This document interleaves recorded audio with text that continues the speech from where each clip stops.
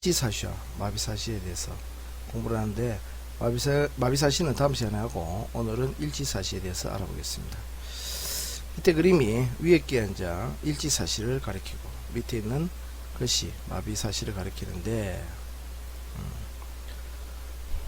지금 구분을 어떻게 하냐면 일지사시라는 것은 사시안과 비사시안 이 어느 방향을 주시할 때, 즉 오른쪽이든 왼쪽이든 그래서 주시할 때 그 돌아가는 편의각이 일치를 하기 때문에 일치사시라는 말을 씁니다.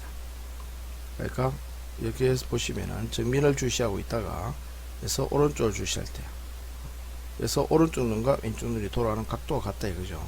여기서 편의되어 있는 각도나 여기서 돌아가는 각도나 이게 마찬가지로 왼쪽을 주시하더라도 돌아가는 각도가 서로가 일치합니다. 자, 그에 반해 가지고 밑에 있는 거는 이제 마비사시랍니다. 정면으로 봤을 때 이 사람의 우한은 정면으로 주시하고 있습니다. 왼쪽 눈이 이제 사시안이 되는데 마비안입니다. 이거는 마비사시란데 일지사시와 마비사시 가장 큰 차이점은 일지사시는 외양근이 잘못 부착이 되어 있거나 어떤 연유로 해서 힘이 아주 약한 경우 그런 경우입니다. 그런데 이제 마비사시 경우도 말 그대로 외양근을 움직이는 신경이라든지 안 그러면 근육 자체가 마비되어 있는 겁니다.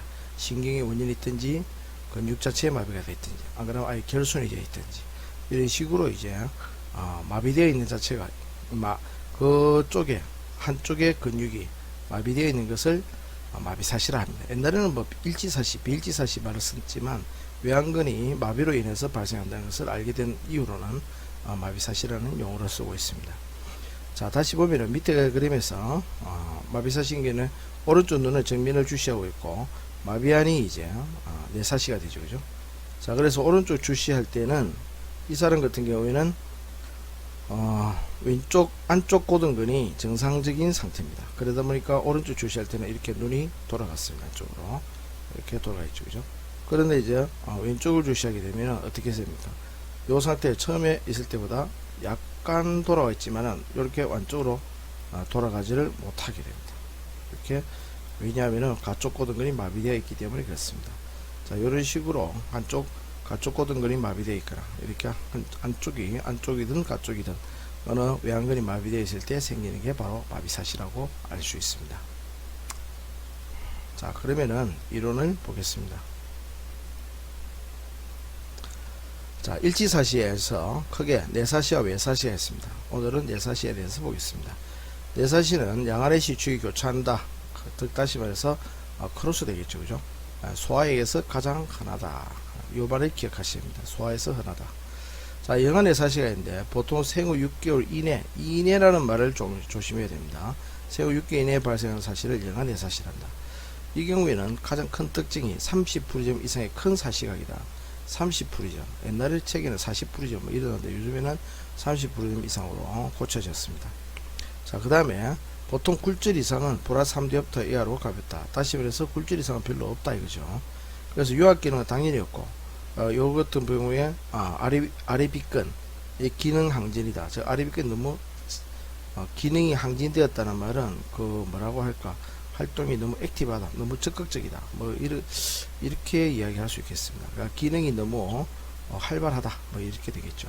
그러니까 해리 수지편이라는 것은 나중에 배우게 되는데 뭐 배워봤자 크게 달라진 건 없습니다. 우리가 이거 안과 의사 다니니까 해리 수지편이는 보통 장님들에게서, 즉 명인들에서 발견되는데 눈이 보지 못하는 눈이 위로 자기도 모르게 올라가는 현상입니다. 그래서 위로 올라갔다가 또 내려왔다가 이렇게 하는 현상인데 그걸 해리 수지편이랍니다. 그 다음에 잠복 눈떨림이라는 게 있는데 잠복 눈떨림은 이제 눈이 자기 모르게 달달달 떨리는 것을 말합니다. 나중에 잠복 눈떨림에 대해서는 나중에 다시 공부하게 되니까 그때 자세히 보도록 하겠습니다. 자, 이래서 아기가 만약에 이런 영아내사시에 걸렸다 그러면은 사시각이 이렇게 큼으로 인해서 즉시 수술을 하는 것이 좋습니다.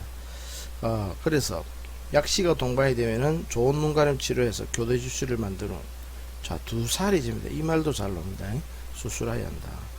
그러니까 사시가 있고 약시가 있을 때는 사시로 인해서 복시가 나죠, 그죠? 저번 시간에 얘기했듯이 복시가 되면 그 복시를 일으키지 않기 위해서 한쪽 눈을, 그러니까 다시 말해서 사시한 쪽을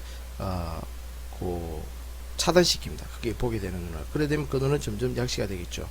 그래서 그 부분을 제대로 볼 수 있도록 좋은 눈 가림 치료를 해가지고 교대 주시를 만든 다음에 양쪽 눈으로 볼 수 있도록 만든다 이 말입니다. 양쪽 우한자한이 동시에 볼 수 있도록 만들어 준 다음에 수술하는 걸 만지다. 다시 말해서 약시 치료를 한 다음에 사시 수술해야 된다 이 뜻입니다. 이것도 시험에 잘 나오는 말이니까 기억하시기 바랍니다. 그 다음에 좀 더 크게 되면 조절 내사시가 동반될 수 있는데, 그래서 8세까지 정기적인 굴절 검사가 필요하다. 자, 그런 이야기입니다. 그 다음에 애기들에게서 가장 많이 발견되는 게 바로 조절성 내사시입니다. 조절 내사시. 소아 내사시는 가장 많은 부분을 차지한다. 가장 많은 부분, 이 말을 꼭 명심하시기 바랍니다. 시험에도 사시 중에서 가장 많이 출제된 것이 바로 조절 내사시입니다. 보통 1세에서 3세에 나타난다. 초기엔 아침에 일어났을 때, 그 다음에 피곤할 때, 그 다음에 늦은 오후에 교대성 혹은 근거리 주시할 때만 나타납니다. 자, 이러한 조절 내사시는 종류가 굴절성 조절 내사시, 그 다음에 이렇게 보면은 비굴절, 그 다음에 부분 조절 내사시, 뭐 이렇게 세 가지 종류가 있습니다. 일단 굴절 조절 내사시를 본다면은, 굴절이라는 말을 쓰는 것을 주목하시기 바랍니다. 굴절을 조절 내사시라고, 굴절이라고 쓰는 이유는 뭐냐 하면은 바로 플러스 2.5 디옵타 이상의 원시라는 뜻입니다. 플러스 2.5 디옵타 이상의 원시를 아기가 가지고 있다 이 말입니다. 그래서 우리들 보면 동네에 한 4살 5살 되는 아기가 아주 두꺼운 돋보기죠. 말 그대로 하자면은, 그래서 원시형 볼록 렌즈를 쓰고 다니는 거 봤을 겁니다. 그게 바로 이제 이런 경우에 애가 내사시가 생기니까 원시 교정하기 위해서 합니다. 자, 이제 원시가 교정되지 않을 때 어떻게 하냐? 근거리 작업시 조절 가도로 인한 눈먼 가도로 발생한다. 이 원리를 우리는 이해를 해야 됩니다. 우리가 가까운 거를 보게 되면 동공이 축동이 되고 동공은 축소되고 그 다음에 조절이 일어나게 되겠죠. 그죠? 조절이 일어나면서 가까운 곳을 볼 때는 조절이 일어나면서 눈몸, 즉 폭주가 일어나게 됩니다.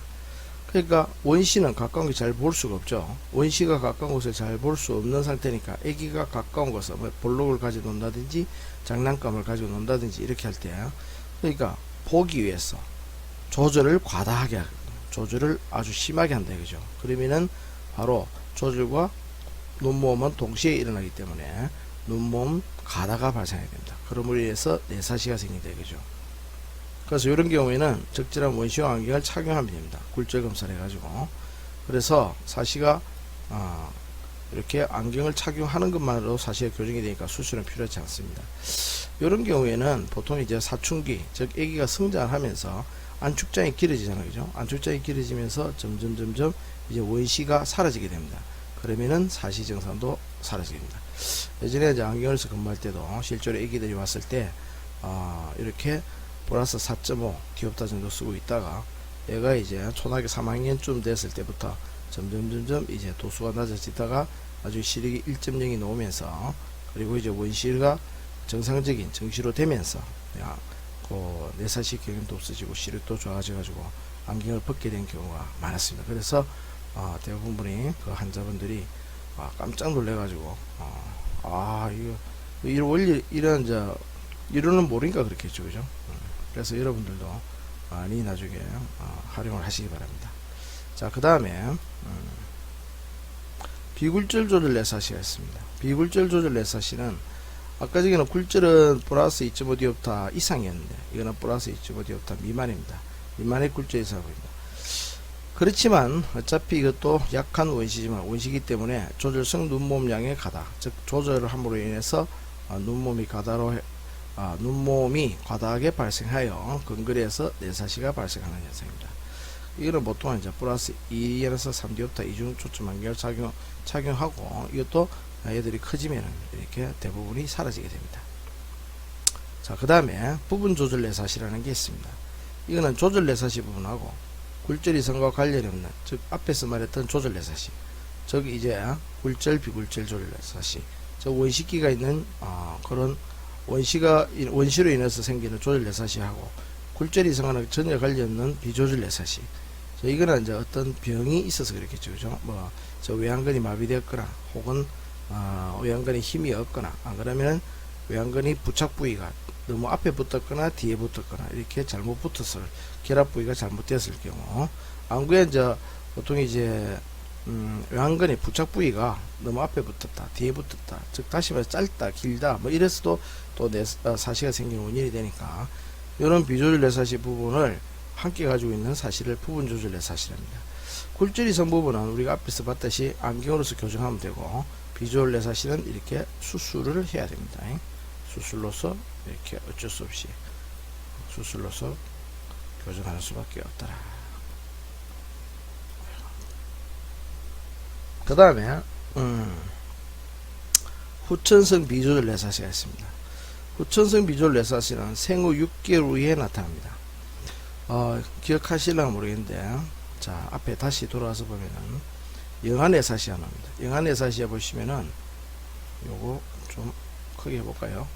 영아뇌사시에는 생후 6개월 이내에 발생하는 사시가 있습니다. 생후 6개월이죠. 그 다음에 이내입니다. 이내. 그러나 어떻게 된다?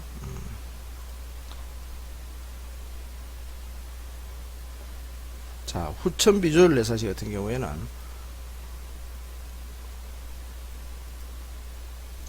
후천 비조절에서 생후 6개월 이후입니다. 요거를 서로 구별할 수 있어야 됩니다.